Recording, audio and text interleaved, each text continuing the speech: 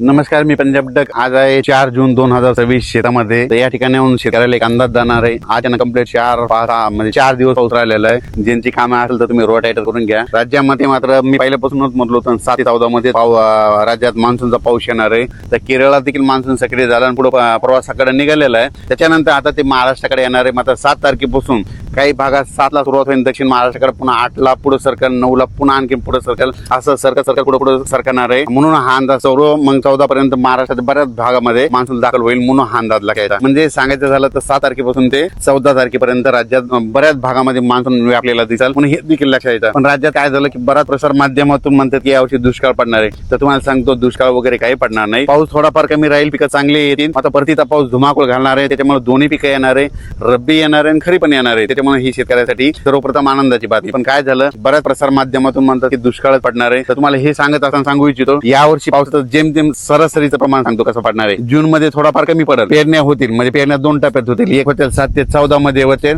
आणि नंतर काय होईल 20 ते 30 दरम्यान एक पेरणीचा टप्पा राहील. आणि त्याच्यामधून जर काही शेतकरी कोणाची वाचा नसली उरली तर मग 10 जुलै ते 15 जुलैमध्ये तिसरा टप्पा राहील. म्हणजे असे 3 टप्पे पेरणी राहणार. पहिल्यापासूनच मी सांगतो, म्हणजे 7 ते 14 मध्ये ज्यांच्याकडे ईदभर ओल गेली तर ते पेरणी करते. आणि त्याच्यानंतर 20 ते 30 मध्ये जिथं पाऊस पडला त्यांच्याकडे ईदभर ओली की ते पेरणी करते. आणि त्याच्यातून काही पाऊस नसला, ट्रॅक्टर नाही भेटलं, डिझेल नाही भेटलं, त्याच्यामुळे जर उरल्या तर 10 जुलै ते 15 म्हणजे असे 3 टप्पे पेरणी होते. पण शेतकऱ्याला सर्वप्रथम सांगतो, तुम्ही काय करा, पाऊस पडल्याच्या नंतर शेतामध्ये कुदळ घेऊन जा. आणि कुदळ घेऊन झाल्याच्या नंतर तुमच्या जमिनीमध्ये काय करा, अशी ईदभर ओल गेली, अशी ईदभर की कधी पेरणी करू शकतात. मग काय होतं ना, शेतकरी काय करतात की 4 बोट ओल गेली की त्याच्यावर पेरणी करतात, तर तुमची पेरणी फेल जाते. म्हणून चांगली ईदभर ओल गेल्याच्या नंतर, पेरल्याच्या नंतर महिनाभर जरी पाऊस नाही आला तर ते तुमचं पीक उगवत आणि ते ताशी देखील लागतं. पण शेतकरी भागामध्ये अशी म्हणजे आम्ही असं करतो, पाऊस पडला की आधी शेतात जातो, जमिनीची ओल तपासतो किती गेली आणि तेव्हा आम्ही पेरणीचा निर्णय घेतो. म्हणून माझ्या म्हणणं, शेतकऱ्यांनी पेरणी करत असताना स्वतःचा निर्णय स्वतःच घ्या. स्वतः शेतकरी खूप हुशार असतो, कारण की त्यांना आतापर्यंत त्याची जीवनच शेतीवर म्हणून त्यांना पेरणी करायची की नाही ते ठरवतो. म्हणून हे लक्षात घ्यायचं. त्याच्यानंतर काय झालं की आता हे जे पाऊस आहे 7 तारखेला काय होईल, सुरुवात मात्र इकडून दक्षिण महाराष्ट्राकडून होईल. म्हणजे कोल्हापूर जिल्हा, सातारा जिल्हा, पुणे जिल्हा, त्याच्यानंतर इकडं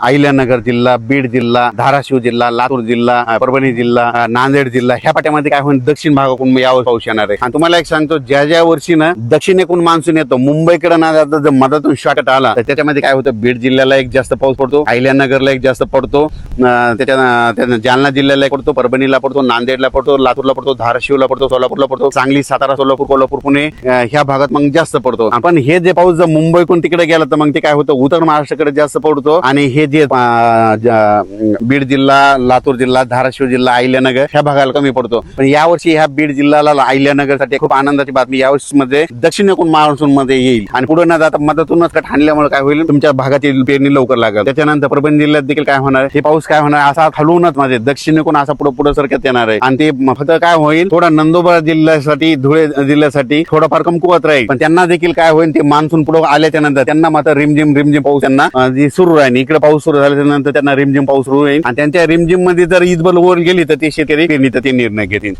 करायला परत एक सांगतो, आमची इकडे परिस्थिती कशी, आम्ही ईदभर ओल गेली की पेरणीचा निर्णय घेतो. आपण आपलं जसं तुमच्या भागात कसं करता, तुम्ही तुमचा निर्णय घ्या. आणि पेरणीचा आम्ही पाऊस येण्याचा, पाऊस कसा येणार त्याचं काम सांगू, आणि तुम्ही तुमचा पेरणीचा निर्णय स्वतः घ्या. आणि बियाणे निवडत असताना आपल्या नातेवाईकाला, आपल्या स्वतःच्या अनुभवानुसार कुठं आपण स्वतः डोळ्याने पाहिजे नंतर त्या बॅग निवडल्या तसेच बियाणे निवडा.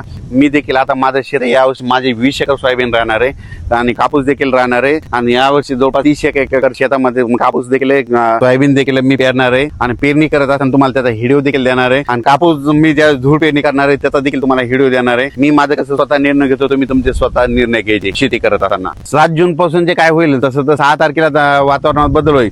पण 7 जूनला काय होईल, ते वातावरणात बदल होईल. लगेच मान्सूनचा पाऊस बऱ्याच भागामध्ये आलेला दिसेल. मग ते पाऊस मग काय होईल, दक्षिण महाराष्ट्राकडून जे इकडून आल्याच्या नंतर मराठवाड्याकडे येईल, पुन्हा विदर्भाकडे, ह्या इकडं यवतमाळ जिल्हा, नांदेड जिल्हा, चंद्रपूर, वर्धा, नागपूर, भंडारा इकडे असत जाईल. तसा पुढे ती अमरावतीकडे सरकेल, अमरावतीकडून बुलढाण्याकडे जाईल, बुलढाण्याकडून इकडे जळगावकडे जाईल, धुळ्याकडे जाईल. आणि त्याच्यानंतर संभाजीनगर हे असा भाग बराच म्हणजे अहिल्यानगर पासून हे असा भाग जवळपास यामध्ये 14 तारखेपर्यंत कव्हर करून जाईल. आणि मान्सूनच्या पावसामध्ये जमिनीमध्ये ईदभर ओल गेली तर तुम्ही तुमचा निर्णय घ्यायचा, पेरणीचा निर्णय तुम्ही घेऊ शकता. अचानक वातावरण बदलला तर उद्या एक लगेच मेसेज दिला जाईल. धन्यवाद.